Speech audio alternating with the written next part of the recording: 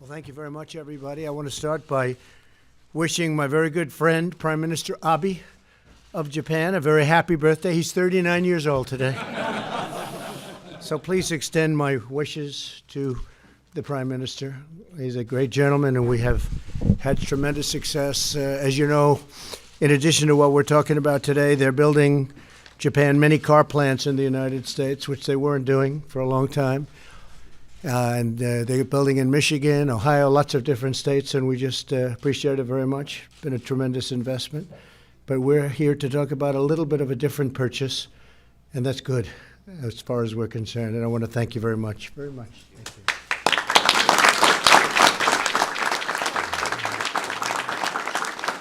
So we're gathered here today at the White House this afternoon to discuss a very strong and groundbreaking achievement for the United States and Japan, the signing of the new U.S.-Japan trade agreement and the U.S.-Japan digital trade agreement. Digital is becoming a very big factor in the world. These two deals represent a tremendous victory for both of our nations. They will create countless jobs, expand investment and commerce, reduce our trade deficit very substantially, promote fairness and reciprocity, and unlock the vast opportunities for growth. In the United States, these deals are a game changer for our farmers and our ranchers. We love our farmers and we love our ranchers. We've been working very hard on this, providing them with significantly enhanced access to a critical foreign market. In a moment, I'll be really honoring a lot of the folks in the room that are here with us from farm country, ranch country, and we're going to be witnessing a historic signing by Ambassador Robert Lighthizer, an ambassador from Japan, a long trip, but you just got here, Sojiyama of Japan, and we're grateful to both of you for the outstanding job you've done and all of the people that were involved with both of you, your staffs and your representatives. Thank you both very much, Bob. Thank you very much. It's a lot of work. We're also delighted that Secretary of Transportation Elaine Chao is here. Where's Elaine? Where is Elaine? Hi, Elaine. She's busy, doing a fantastic job. Thank you very much, honey. Deputy Secretary of Agriculture Stephen Chensky is here. Where's Stephen? Right, Stephen? Hi, Stephen. Good to see you. Great job. Thank you very much. Spoke to Sonny last night. We're doing well. A very great gentleman, a very popular man, too, in the world, and especially his wonderful state, Steve Daines. Steve, I saw you back there. Hi, Steve.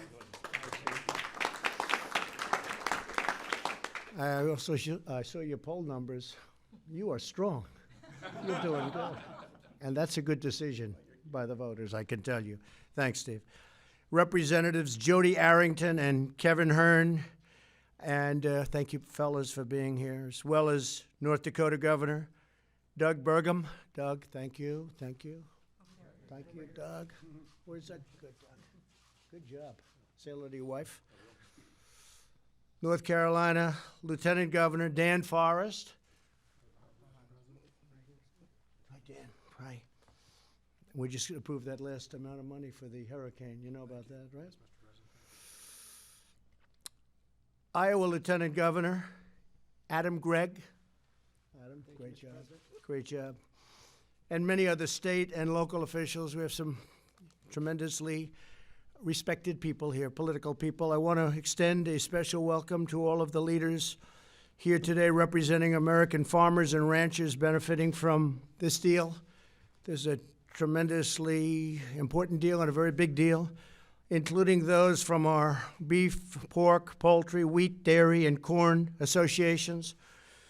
I would particularly like to recognize Zippy Duval. He's been with us from the beginning. Zippy, where's my Zippy? Hi. Mr. President. Very good, thank you for being here. Zippy's always here trying to make good deals for you folks, right? Yes. He's the president and CEO of the American Farm Bureau Federation, and we're doing really well. In fact, we're doing a big deal with Japan, but you know, China's big buying again. You see that China's buying very big. Yes. A lot of people don't like to talk about that, but China's in the market buying very big agricultural. We're also joined by several senior leaders from our nation's top technology companies, including Chris Padella of IBM. Hi, Chris. How are you? How's IBM doing? Doing very well, sir. Very good. You have a lot to do with farming, too, I know, right? We do. With all of those programs that you do. Smart farming, a very smart farming. Right. Peggy Johnson of Microsoft. Peggy, thank you very much for being here. Please say hello, too. And Craig Albright of Business Software Alliance. Thank you very much, Craig. Appreciate it. We do appreciate your support, and it really is now smart farming. In fact, going to MIT doesn't hurt either, right? When you're a farmer nowadays, it's incredible what they do. From day one, my administration has fought tirelessly to achieve a level playing field for the American worker. In addition to the agreements we're signing with Japan today, we reached a tremendous agreement with Mexico and Canada to replace NAFTA with the new USMCA, and hopefully that'll get done in the not-too-distant future. Everybody wants it. Manufacturers want it. Farmers want it. Even unions want it. People want it. That's a great deal for all of the countries, but in particular, it's a great deal for us and our workers. We're also completely renegotiating, and now we've completed that and signed it, the U.S.-Korea trade agreement, substantially expanding American auto exports.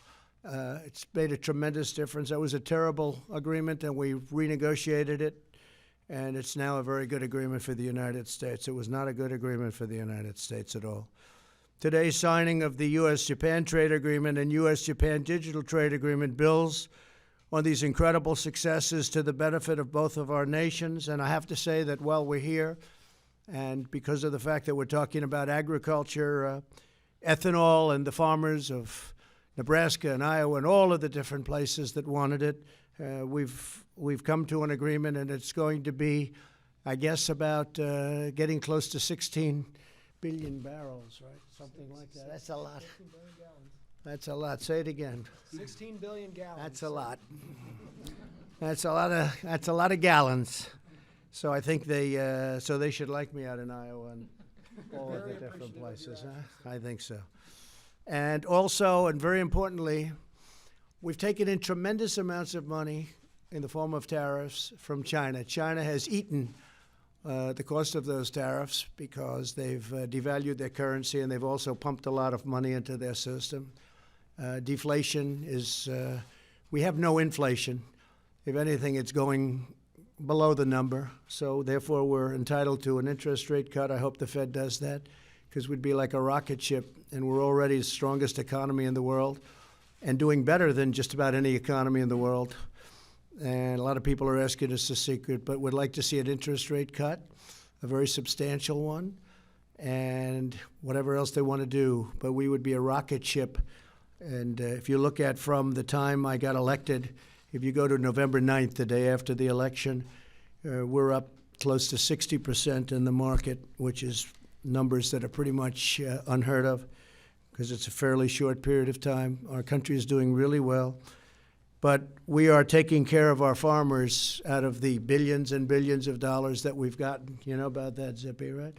So we're giving $12 billion from the year before, $12 billion, and that's compliments of China. Thank you very much. And $16 billion this last year, and then we'll see what happens next year. Maybe by that time it's straightened out. But the farmers and ranchers were targeted, to put it mildly, by China. And it's nice that they're coming back. And by the way, China is also coming here on, their representatives are coming on Thursday and Friday, Bob, I believe. And so you'll start some negotiations. And the relationship's very good. As to whether or not we make a deal, I don't know, but there's certainly a good possibility. But the relationship is a very good one. But we've taken in billions of dollars. And of those many, many more billions, we're giving $16 billion to our farmers, because I asked Sonny Perdue, I said, Sonny, what was the amount of money that last year that the farmers were hurt? He said, sir, let me get back to you. He got back to me. The number was $16 billion. I said, that's okay. We're going to take $16 billion out of the tariffs, and we're going to give it to the American farmer. And I think they appreciated that. It never gets reported by the fake news, as I say, but never gets reported. Never. I don't know why. They don't want to do it. And then, Zippy, as you know, we took $12 billion from the year before, And it also came from large amounts of tariffs. And people were actually saying, I read a report today, I believe in the Washington Times, where they talked about the tremendous amount of money that has actually come in from tariffs. And it's been a number that we've never even seen before in this country. We've had a tremendous amount of money coming in, and some of the Republican senators, and it's not a bad idea, said, why don't we give it, because we have a lot of money left over after taking care of our farmers. And what we're doing is we're bringing it right up to the level that the farmers were targeted by. So in theory, that should be in its own way a level playing field. The amazing thing about the farmer, and I've been with so many, they don't even want that, right? That's right. They just want a level playing field. They don't even want $16 billion. I think almost anybody else, Larry Kudlow, wants $16 billion. The farmer doesn't want it. They want a level playing field. They want to play the game the way it should be played. And I think we're probably pretty close to doing that too. But in the meantime, no other president would get $16 billion and $12 billion for the American farmer and rancher. That I can tell you. So maybe it was your great work. I don't know. Right? Your work, Mr. President. It was all of us, everybody standing up here, frankly.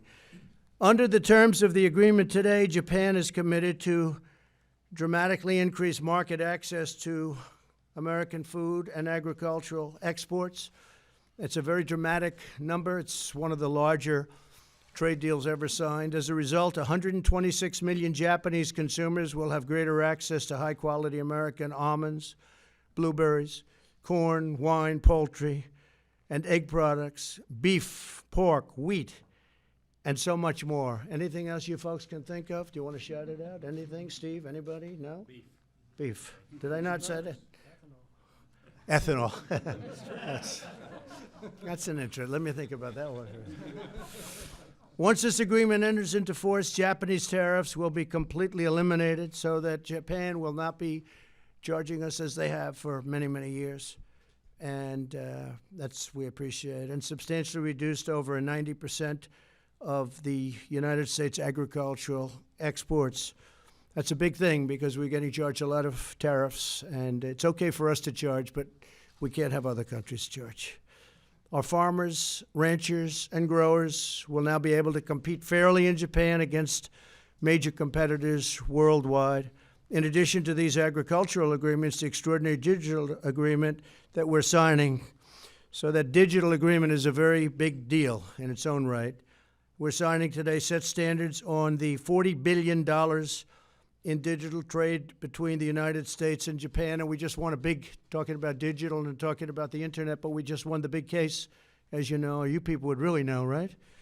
But that was a big case that we won on net neutrality. Just won it, and it's going to be see if maybe they won't even appeal it because it's a very hard case to appeal, but it was a tremendous victory in terms of speed and in terms of investment on the internet. This deal is remarkable in that it will ensure that Americans have a level playing field in trading cutting-edge products and service such as videos, music, ebooks, and software. These comprehensive provisions meet the gold standard of digital trade rules that was set in the landmark USMCA. And again, we hope that's going to get voted on. We hope that Nancy Pelosi gets it voted on because everyone wants it, and she'll have to make her own decision. Let her make her own decision. But I can tell you the American public is tired of do nothing. And we are doing a lot, and the Democrats are doing nothing. Thriving commerce between the United States and Japan is essential to advancing opportunity and prosperity for our people. The United States and Japan are the world's largest and third largest economies. Together, our nations comprise nearly 1/3 of the entire globe's GDP. Japan is America's third largest agricultural export market, and this makes it even bigger. And America is Japan's top foreign investor, and that's what I was talking about, all of the plants that are going up all over the country. I said to Prime Minister Abe, please, we need auto plants, and I said that right at the beginning when I first met with him and immediately liked him a lot, and they really produce. They're doing a lot of plants, not just auto. Many plants and factories are being built in the United States by Japan and Japanese companies. These agreements will ensure that our economic partnership flourishes brighter than ever before. I think we're probably at a stage with Japan where I don't think our relationship has ever been stronger or better than it is right now. In the months ahead, our teams will continue negotiations on remaining areas of interest to achieve a final and very comprehensive agreement. We're working on that right now. There's some big things that we're working on. And I'd like now to invite Ambassador Robert Lighthizer to provide further details on these historic deals. And I want to thank you very much. I want to thank everybody in the room for being here. And thank you very much to the media for being here, too. Thank you. Please, Robert.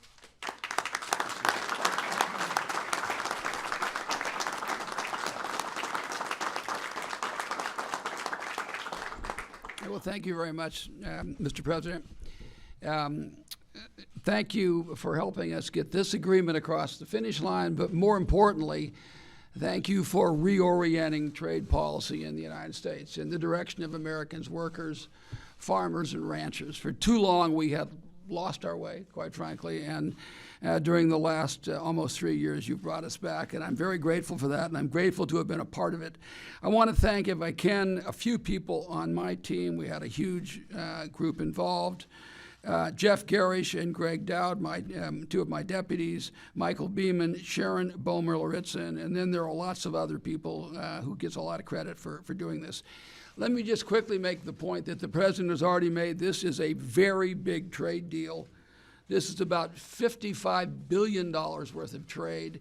With this, we'll have more than 95% of the GDP that would have been in TPP. So it's very important for farmers. It's also important for digital trade. Japan is the biggest market for the United States in beef, pork, wheat, and it's a substantial market in a variety of other things, including potatoes, which weren't mentioned, and a lot of the nuts and other products. It also affects wine and the like. So we think we'll have substantial additional sales as a result of this. So thank you again, Mr. President. It's a pleasure. It's an honor for me to be the person who gets to sign this. I would like now to turn it over to the podium over to Ambassador Sugiyama, who is not only the ambassador from Japan to the United States, but also was very active in actually getting this deal across the finish line. So thank you very much.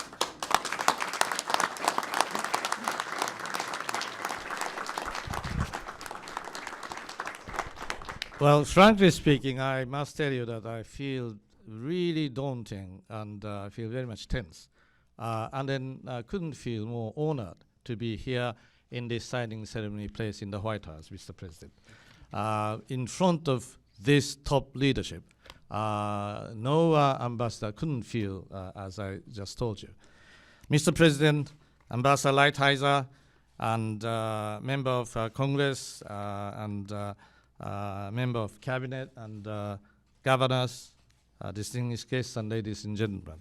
Actually, I couldn't forget the time when Mr. President and my Prime Minister Abe declared just about 1 month and 1 year and 1 month ago or something in the sideline of the UNGA last year to declare that we should sooner than later kick off a bilateral trade agreement.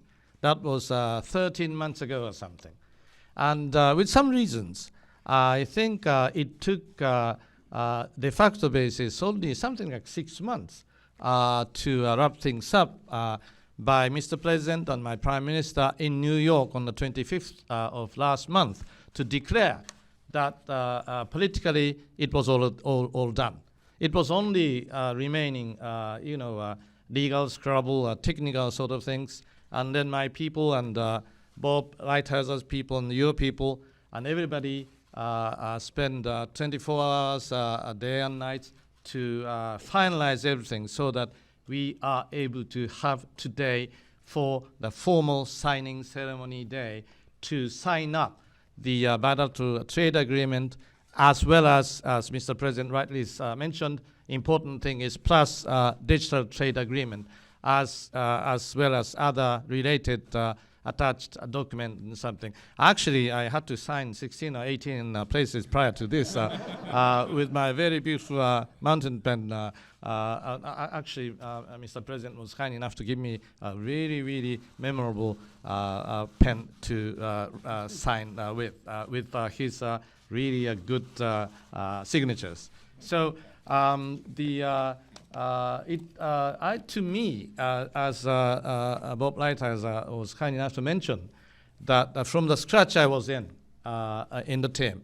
and then Bob Lighthizer and my Minister Motegi and their team and our team seem to be sometimes very much tense discussion, something which is quite not abnormal because after all this is a trade deal, but basically based upon the fundamental friendship and trust relations between the two leaders, Mr. President and my Prime Minister Shinzo Abe, and plus Ambassador Lighthizer and his opposite number, Minister Motegi, and us. So we have had really serious and fierce sometimes debates, which is really natural, but really our whole sort of atmosphere was something to go to try to target the same target to gain for both of us a beneficial kind of outcome, which is something that I feel very much honored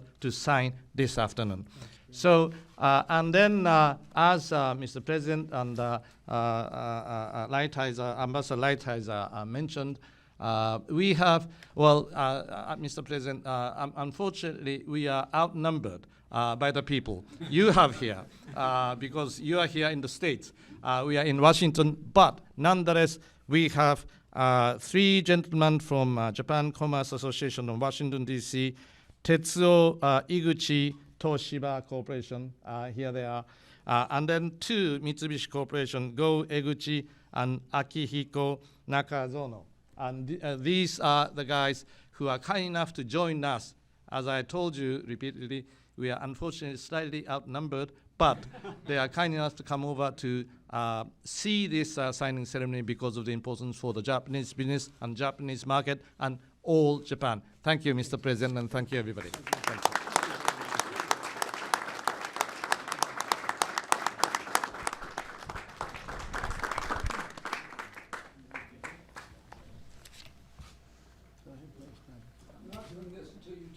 You go ahead. I do want to pay compliments. So look at these 5 gentlemen right there, right there. That's Central Casting. They are very tough negotiators. Tough negotiators. Good. Congratulations.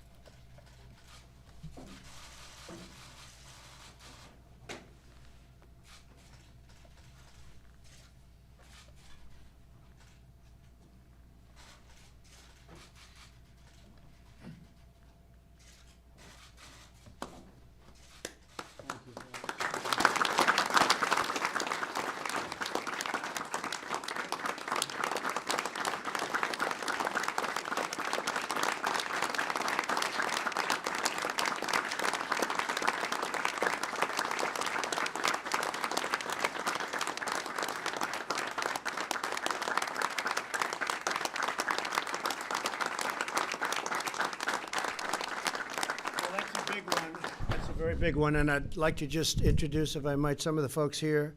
As you know, Ambassador Garish and Dowd have been introduced, and great job, fellas. But Bruce Kettler, Director of the Indiana State Department of Agriculture. Eddie Settle, Commissioner and Chairman of the Wilkes County, North Carolina. And that's a lot of territory. That's great stuff. Where are you? Good. Congratulations. Tony Kurtz, State Representative, Vice Chair of the Wisconsin Assembly Committee on Agriculture. Good job, Tony. Go back and say you did it. You're going to be, you can run for anything, right? Barbara Glenn, National Association of State Department of Agriculture. Barbara, congratulations. Ben Scholes, National Association of Wheat Growers. That's a big deal, Ben. The wheat. We're ready to sell wheat? They're ready. They're ready to buy it, I'll tell you. They're going to buy a lot of wheat.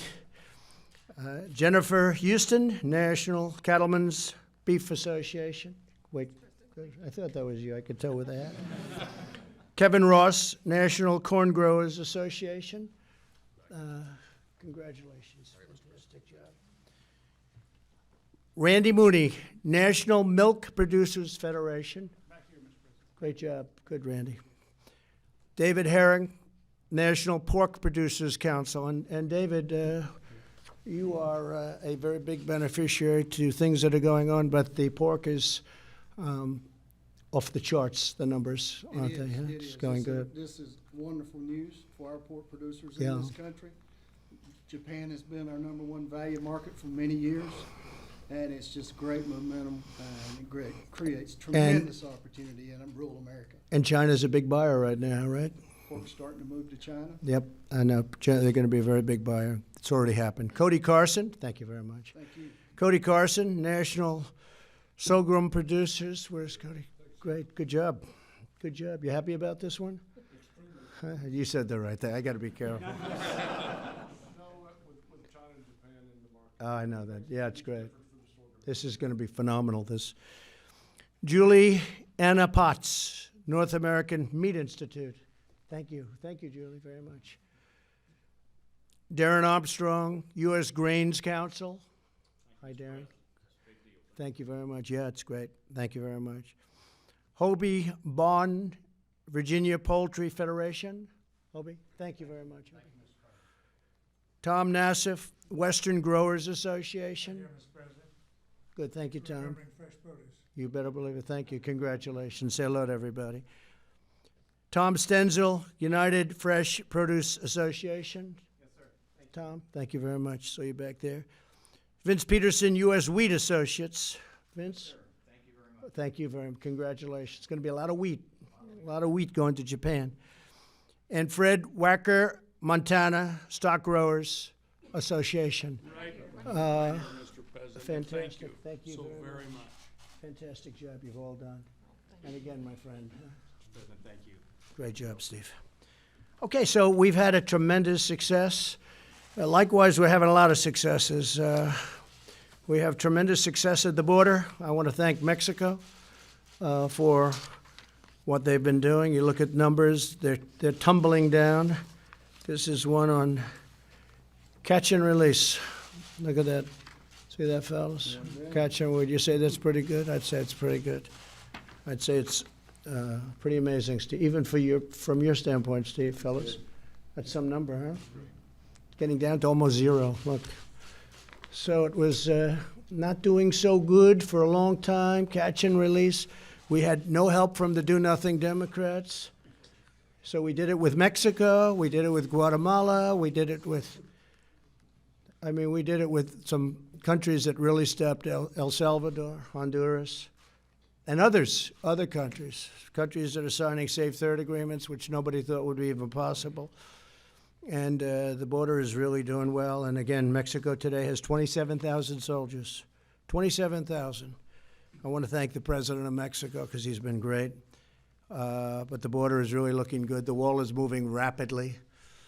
Large sections are being built every day. More contracts are being given out. We're doing it in about 17 different sections because it's over 450 miles long, the area we have to close up, and could even hit 500 at some point.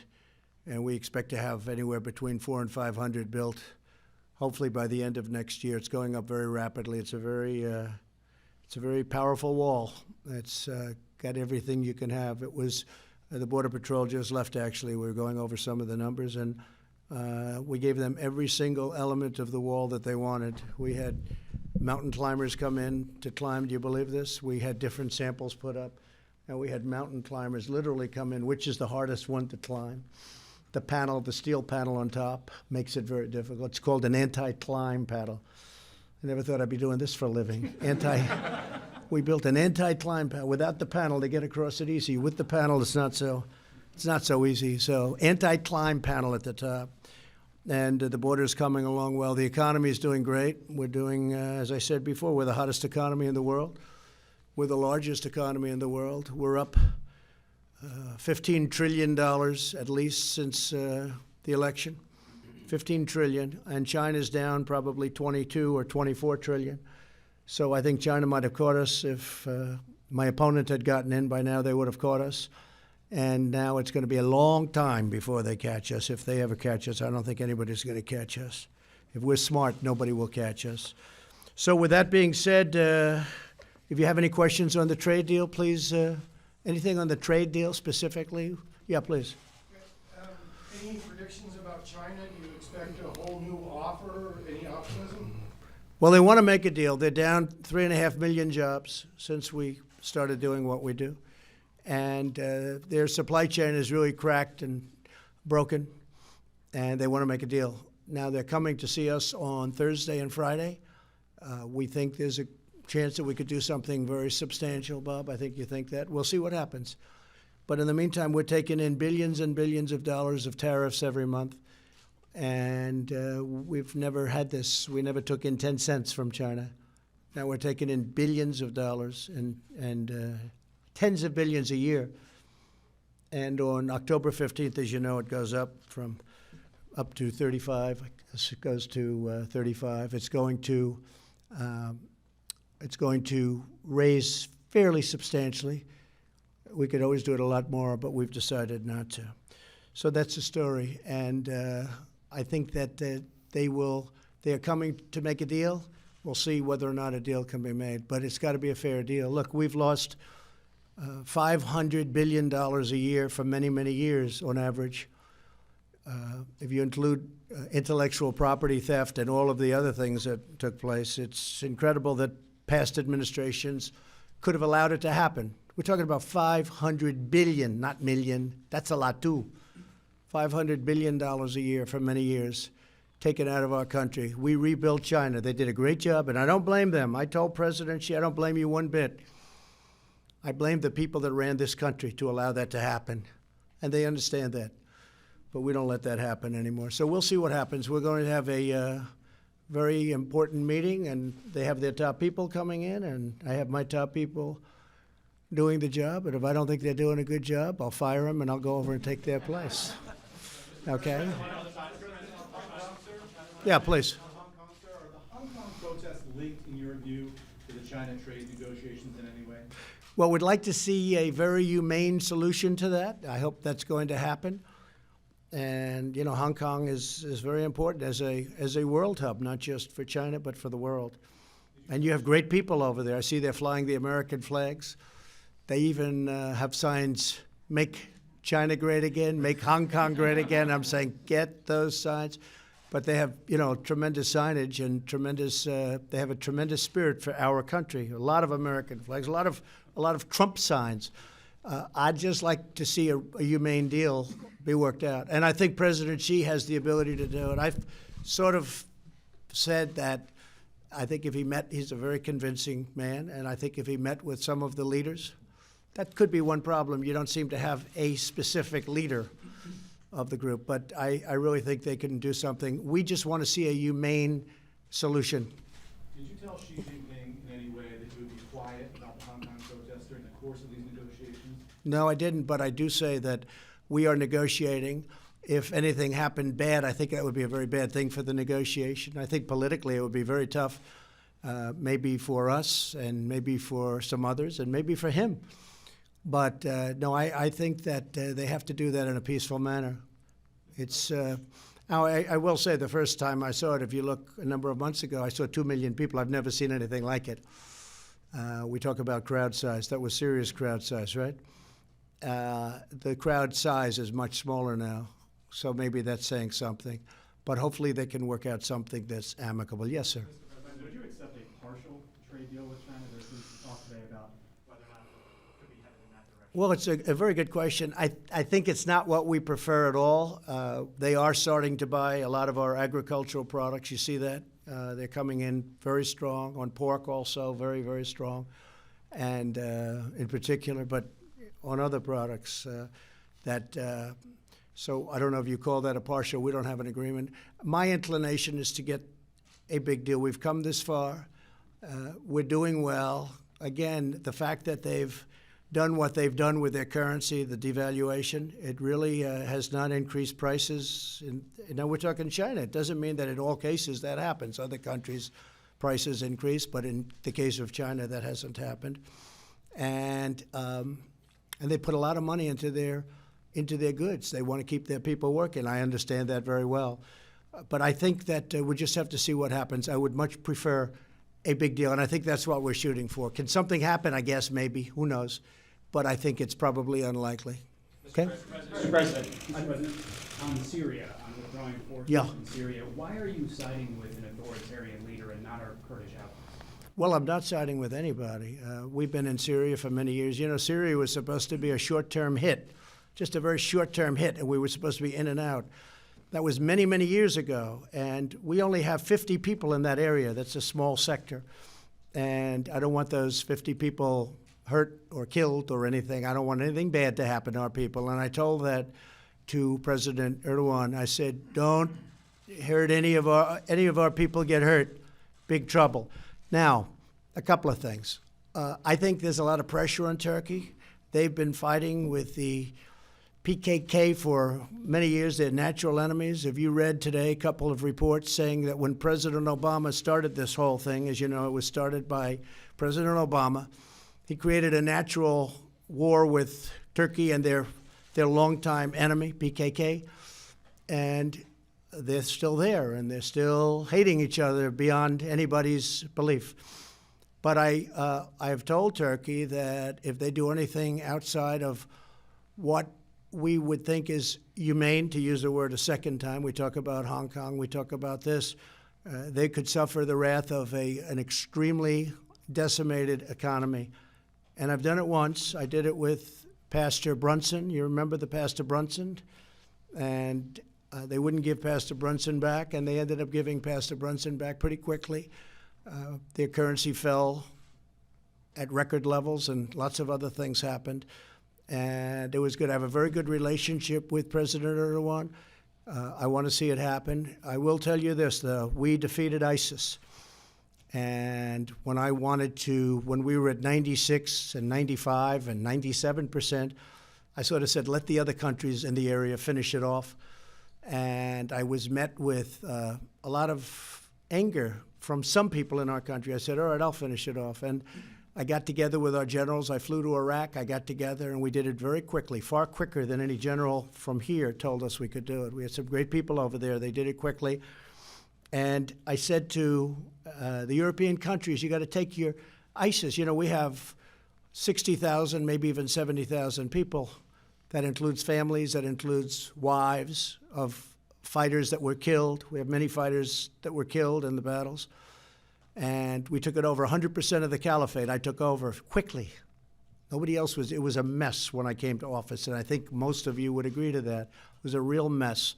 I took it over, but then I said, what are we going to do with these 60 to 70,000 people that are being held and being guarded, and we can't release them, and many fighters also? And I said, I want them to go back to Germany, to France, to different European countries from where they came. And I said to the European countries, I said to all of them, take the people back. And they said, no, no, no, we don't want to do it. We don't want them back. I said, well, they came from Germany or they came from France, take them back. And they're so used to the United States being a sucker, being a fool. We're talking about billions and billions of dollars. You're talking about life. You're talking about so many things, so many elements, and elements of complexity, because they're going to walk back into Germany. They're going to go back into these countries from where they came. So I said, take them back. And they said, no. And then I said again, I'm going to give you another 30 days. Take them back. And they kept saying no. Maybe they won't be saying no now. I don't know. So I told President Erdogan, it's going to be your responsibility. Now, really, who's responsible? It's really Russia, it's Turkey, it's Iran, it's Iraq, and it's Syria, and anybody else in the neighborhood. Okay, we call it the neighborhood. It's not a friendly neighborhood. But these countries should do it. Now, ISIS is the sworn enemy of all these countries. Many of them they hate far more than they hate us. And those countries hate them at the same level as we do. They're terrible, terrible, savage killers. I said, take them back. But these countries are rich in most cases. They're powerful. They've got armies. They can do the work. But we're not bringing 50, 60, 70, or even 10,000 people to Guantanamo Bay in Cuba. We're not going to be paying them for the next 50 years or paying to take care of them for the next 50 years. So we told Europe, we did a great service to the world, and we did a great service to Europe in particular, where so many of these fighters came from. We said take them back, and, unfortunately, like NATO, they take advantage. NATO, as you know, I got the Secretary General, Stolheim, said, and I think very loudly, Secretary General of NATO said that because of what I did, they have paid over $100 billion more money toward NATO defense. But that's still not enough, okay? It's still not enough, not fair, because the United States pays far too much relative, and obviously NATO affects them more. But like NATO, like trade with the European Union, which is a very tough group to trade with, very, very tough group, almost as tough as Japan, not quite. But they're a very tough group to trade with. They take advantage. And I said, look, you take them back. We're not going to do this. We're not going to put them in Guantanamo Bay and put them all over our prisons. So right now we're at a position where if Turkey does anything out of what they should be doing, we will hit them so hard in the economy. But when you talk about soldiers, we only had 50 soldiers in the area. I think the area it's a very small area, and very small area, but we only had 50 soldiers there. I don't want them to be in a bad or compromising position. And I will tell you this, everybody respects our country again. If we want to go in, if we have to go back for any reason, because bad things happen, but we're 7,000 miles away. These ISIS people, whatever you want to call them, these people are right there. They're right there. They're touching many of these countries that I just named. Iran, as an example, hates ISIS, and ISIS hates Iran. Iraq, you know all about that. Turkey, Syria, let them take care of it. Let them take care of it.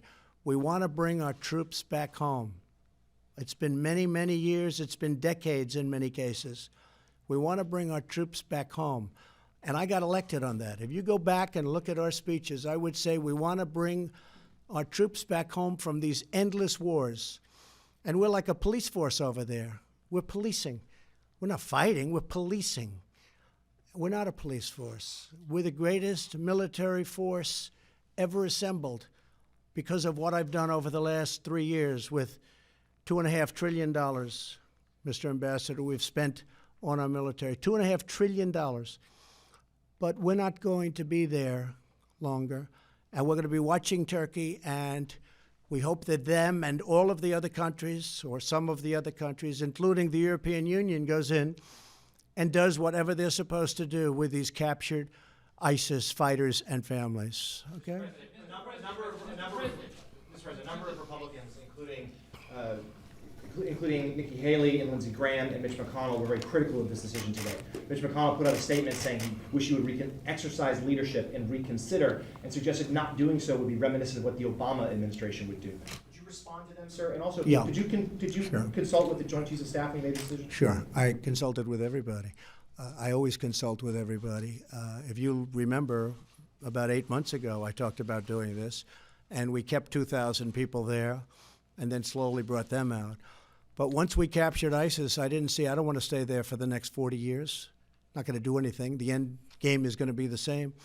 I have great respect for all of the people that you named. And they have their opinion, and a lot of people do. And I could also name many more than you just named of people that totally are supportive. You see the names coming out. People are extremely thrilled because they say it's time to bring our people back home. We're not a police force. They're policing the area. We're not a police force.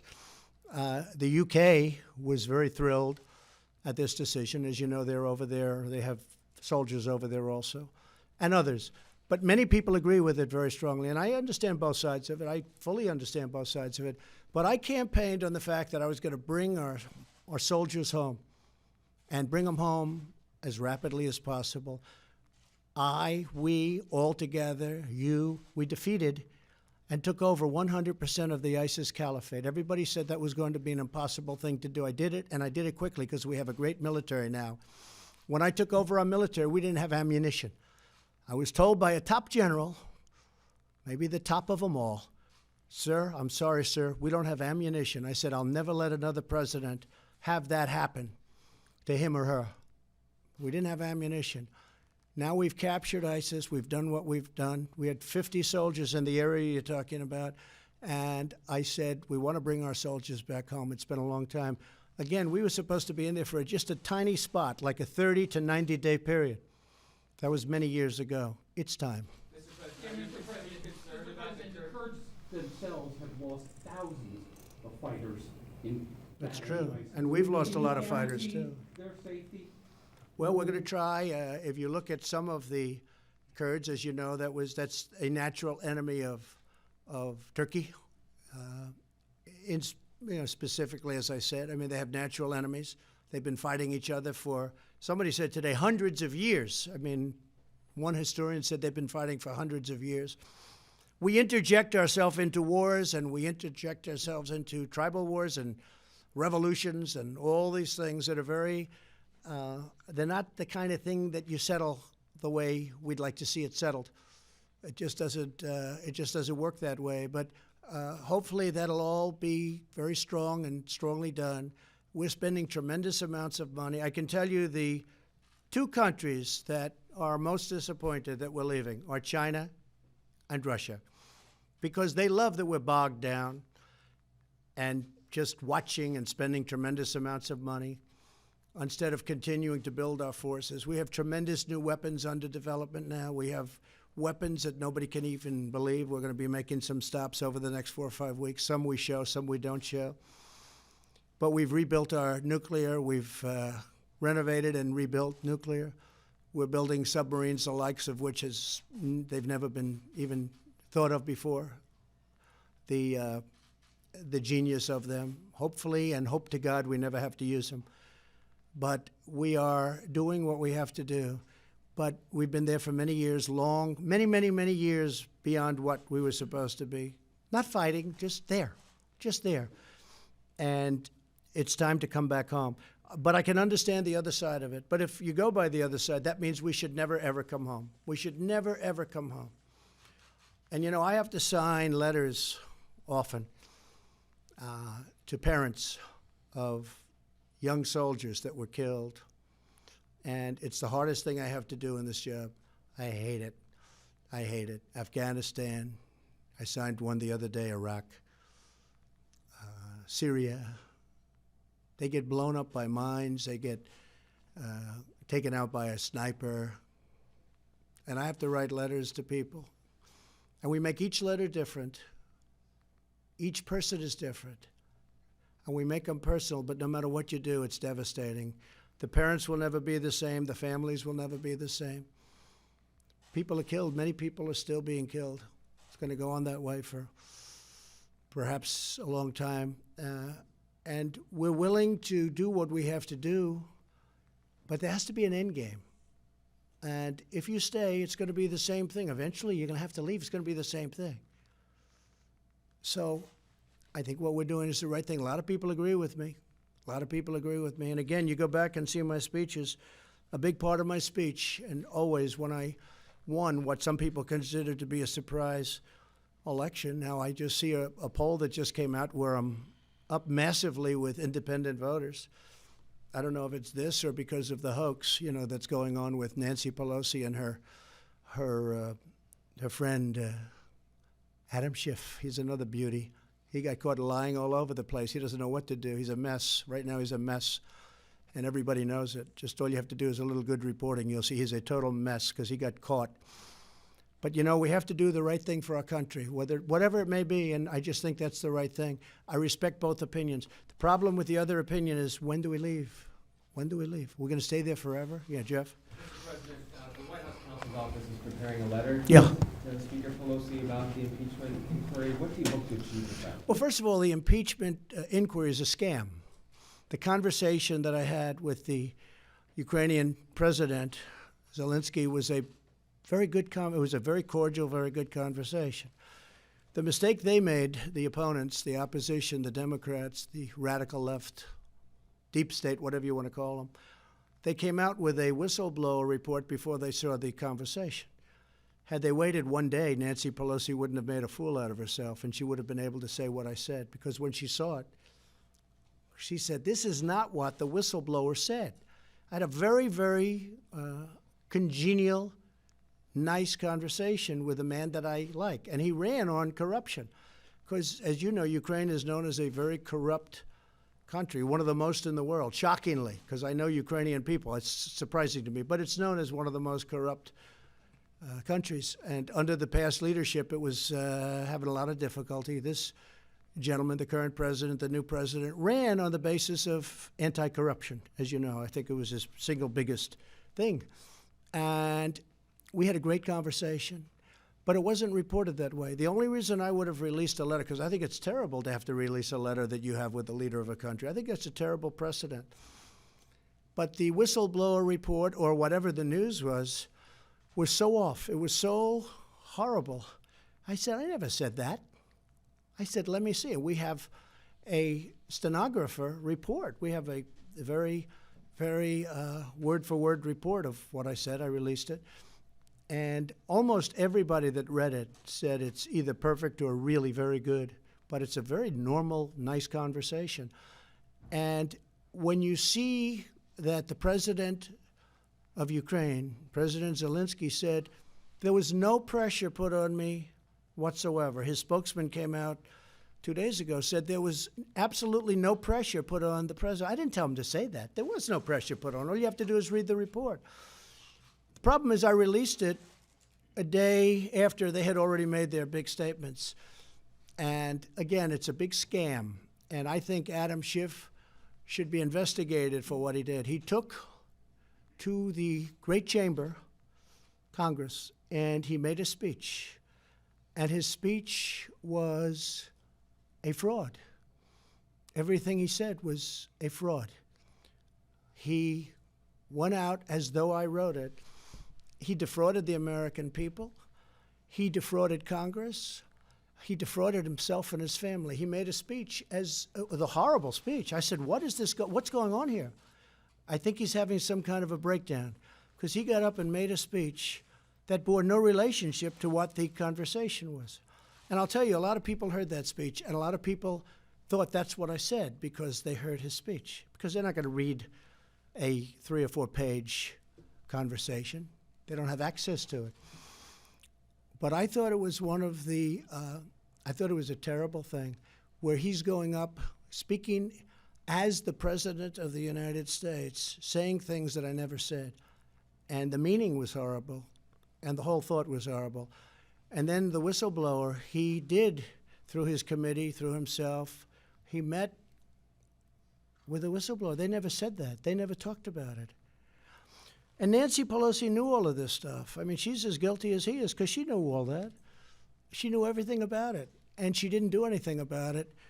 And I'll tell you what, they should really be looked at very strongly, because what they did is unthinkable. What they did to this country is unthinkable. And it's lucky that I'm the president, because I guess, I don't know what, a lot of people said very few people could handle it. I sort of thrive on it. You know why? Because it's so important that we get to the bottom. We went through the whole Mueller scam, 2.5 years. We went through that, and I had 3-4 days where it was like over.